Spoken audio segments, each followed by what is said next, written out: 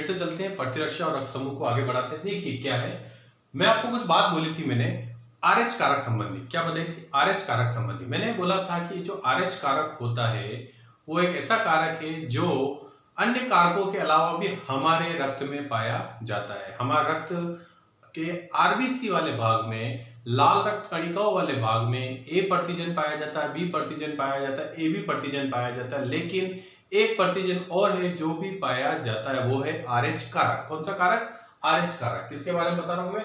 RH कारक के बारे में। आरएच कारक। जिन व्यक्तियों में आरएच कारक पाया जाता है वो आरएच धनात्मक कहलाते हैं। क्या कहलाते हैं? जिन व्यक्तियों में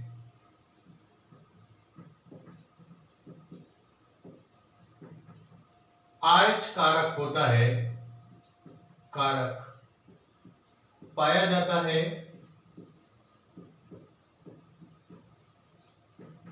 वे आरएच धनात्मक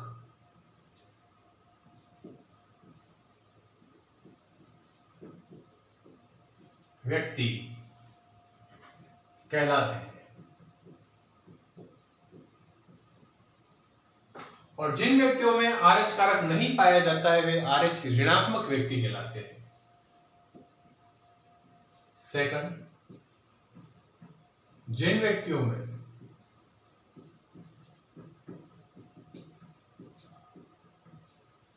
आरएच कारक नहीं पाया जाता है, नहीं पाया जाता है, वे आरएच ऋणात्मक व्यक्ति कहलाते हैं।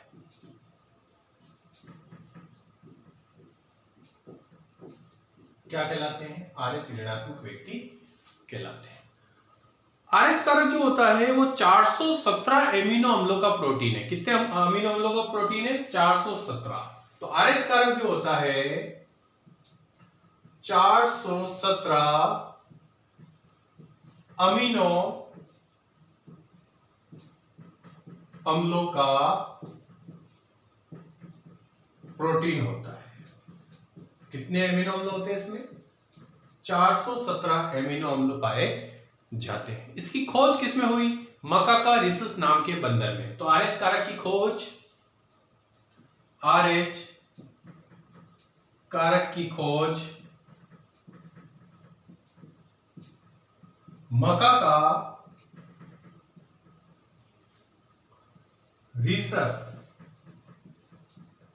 नामक बंदर में हुई। बंदर में हुई। ध्यान रखें आप ये, इसकी खोज मकाकारिसस नाम के बंदर के अंदर इसकी खोज हुई आरएच कारक की। अब जो आरएच कारक होता है ये 5 प्रकार का होता है। कितने प्रकार का होता है? 5 प्रकार का। तो मैं लिखता हूं यहां आरएच कारक 5 प्रकार का पाया जाता है।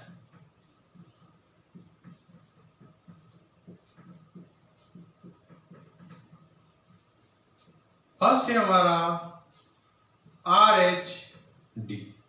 पहला आरएच कारक कौन सा है? RH D. सेकंड चलते हैं आरएच ई। थर्ड है आरएच स्मॉल ई। फोर्थ है आरएच सी और फिफ्थ है आरएच स्मॉल सी। तो इस तरह आरएच कारक कितने प्रकार का पाया जाता है? 5 प्रकार का पाया जाता है। तो ये मैंने आपको बताया किसके बारे में? आरएच प्रतिजन या आरएच कारक के बारे में आपको पता। आगे हम चलते हैं रक्तदान क्या होता है, रक्तदान के बारे में समझते हैं। देखिए रक्तदान क्या होता है।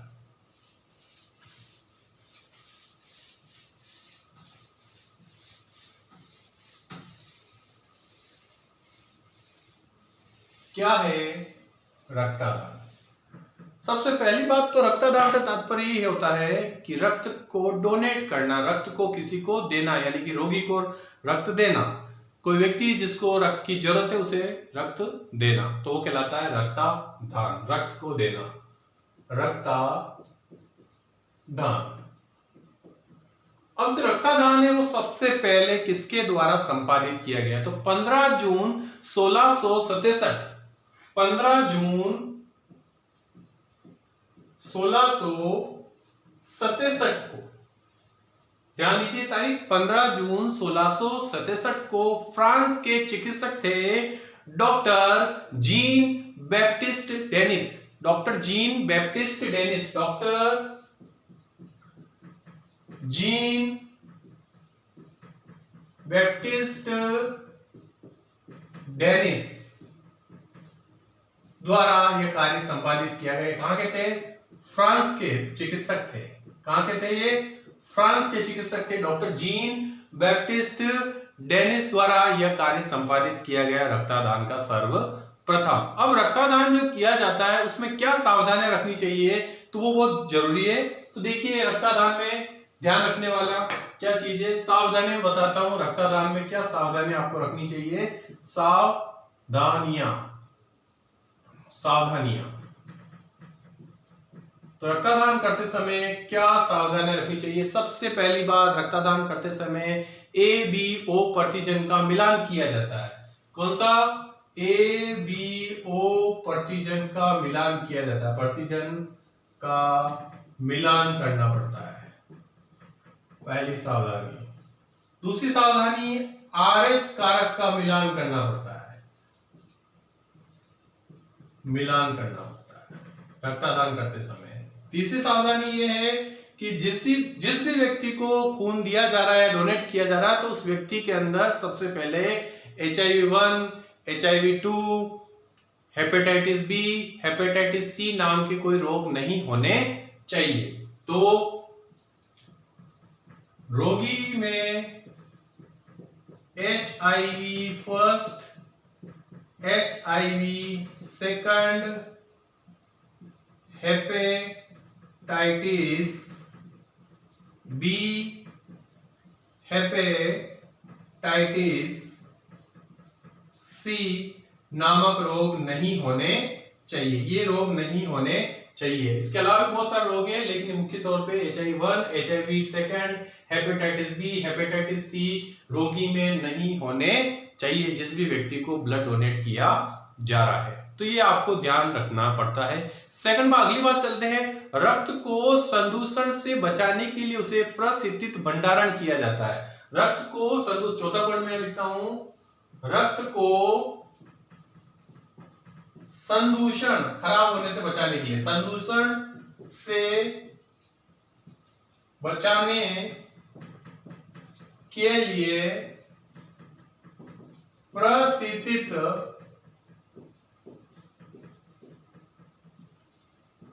भंडारण में रखा जाता है, में रखा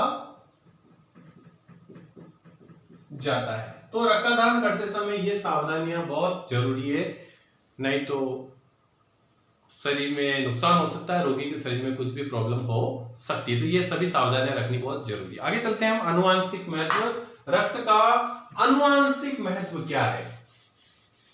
तो देखिए नेक्स्ट बिंदु लेता हूं मैं, रक्त का आनुवांशिक महत्व क्या है? रक्त का आनुवांशिक महत्व टॉपिक डालता हूं मैं, रक्त का आनुवांशिक महत्व क्या है? रक्त का आनुवांशिक महत्व, पहला महत्व यह है पैतृकता संबंधी विवाद हल करने में, इससे पैतृकता संबंधी विवाद हल किए जाते हैं। पैतृकता संबंधी विवाद हल करने में, तो ये बात है पहला पॉइंट कि पैतृकता संबंधी विवाद हल करने में रक्त का आनुवांशिक महत्व होता है। पैतृकता संबंधी का मतलब यह है कि कोई चाइल्ड है, उसके वास्तविक पिता या वास्तविक मदर कौन है उसका पता लगाने में भी इस रक्त का आनुवांशिक महत्व बहुत जरूरी है। सेकंड पॉइंट लेते हैं, सफल रक्तदान में भी ये काम आता है। तो सफल रक्तदान में इसका महत्व है। तीसरा पॉइंट हम लेते हैं, क्या है तीसरा पॉइंट? नवजात शिशुओं में आनुवांशिक रोगों के इलाज में, नवजात शिशुओं में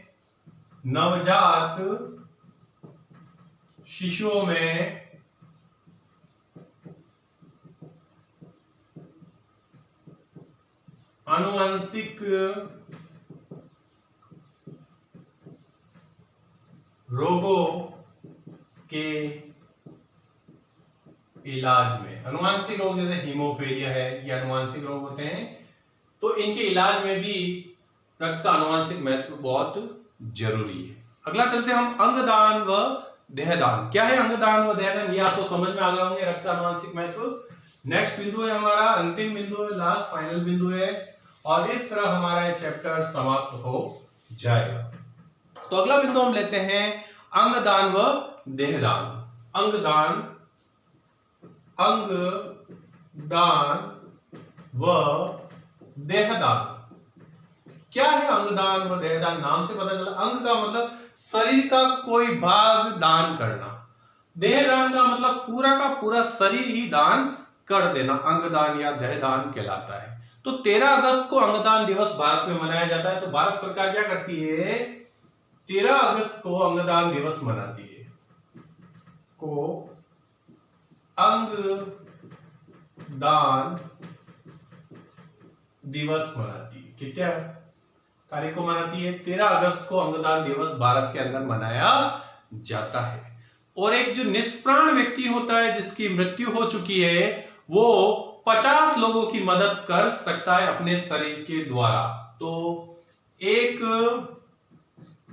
निष्प्राण देह 50 लोगों की मदद में काम आती है। कितने लोगों की मदद में काम आती है? 50 लोगों के अंदर ये काम आती है मदद के रूप में। बच्चे में से लेकर 90 साल का व्यक्ति भी अंगदान कर सकता है। तो याद रखें, बच्चे से लेकर 90 वर्ष तक का बुजुर्ग भी अंगदान कर सकता, अंगदान कर सकता है। तो बच्चे से लेकर 90 वर्ष तक का जो बुजुर्ग होता है वो भी अंगदान कर सकता है। प्रति 10 लाख में से, भारत के अंदर प्रति 10 लाख में से 0.8 व्यक्ति ही अंगदान करते हैं। भारत में क्या है? प्रति 10 लाख व्यक्ति में 0.8 व्यक्ति ही अंगदान करते हैं। लेकिन जो विकसित देश होते हैं वहां पर प्रति 10 लाख व्यक्ति में 10 से 30 व्यक्ति अंगदान करते हैं, अंगदान करते हैं। यह मैं बता रहा हूं, यहां लिख देता हूं कोष्टक में, विकसित देशों में, विकसित देश में। और ऊपर वाली जो लाइन है वो भारत के अंदर है। भारत के प्रति 10 लाख व्यक्ति में 0.8 व्यक्ति ही क्या करते हैं? अंगदान करते हैं। अब भारत में कुछ प्रचलित व्यक्ति ऐसे हैं जिन्होंने अपना देहदान या अंगदान के द्वारा अपना नाम विख्यात किया है। कुछ ऐसे व्यक्ति हैं जिसमें डॉक्टर विष्णु प्रभाकर हैं, और पश्चिम बंगाल के पूर्व में मुख्यमंत्री हैं जो है श्री ज्योति बसु है, समाज सेवी नाना देशमुख है, साध्वी रितंबरा है, क्रिकेटर गौतम गंभीर है। तो कुछ व्यक्ति ऐसे हैं जिन्होंने, मैं लिख देता हूं उनके नाम,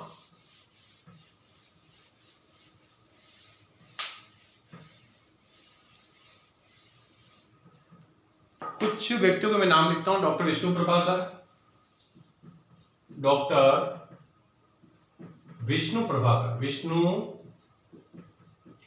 प्रभाकर। सेकंड है पश्चिम बंगाल के पूर्व मुख्यमंत्री ज्योति बसु। ये पश्चिम बंगाल के पूर्व मुख्यमंत्री का नाम है ज्योति बसु। समाज सेवी हैं नाना देशमुख, समाज सेवी नाना देशमुख, समाज सेवी हैं, समाज सेवी नाना देशमुख। फोर्थ क्रिकेटर हैं अपने गौतम गंभीर, गौतम गंभीर। इन्होंने भी अपने शरीर को दान किया हुआ है, क्रिकेटर गौतम गंभीर है। साध्वी रितंबरा, साध्वी रितंबरा, साध्वी रितंबरा, साध्वी रितंबरा भी हैं जो इसमें दान के अंदर आती हैं। तो इस तरह से कुछ ऐसे व्यक्ति हैं जिन्होंने अपने शरीर का दान कर रखा है। डॉक्टर विष्णु प्रभाकर, ज्योति बसु, समाज सेवी नाना देशमुख, क्रिकेटर गौतम गंभीर, साध्वी रितंबरा। इस तरह साथियों ये हमारा चैप्टर आज क्लोज हुआ, समाप्त हुआ। कल मैं फिर एक नए चैप्टर के साथ आपके साथ मिलता हूं। तब तक के लिए बाय कीजिए मुझे। गुड बाय, नमस्ते, सत श्री अकाल, जय हिंद, जय भारत, धन्यवाद।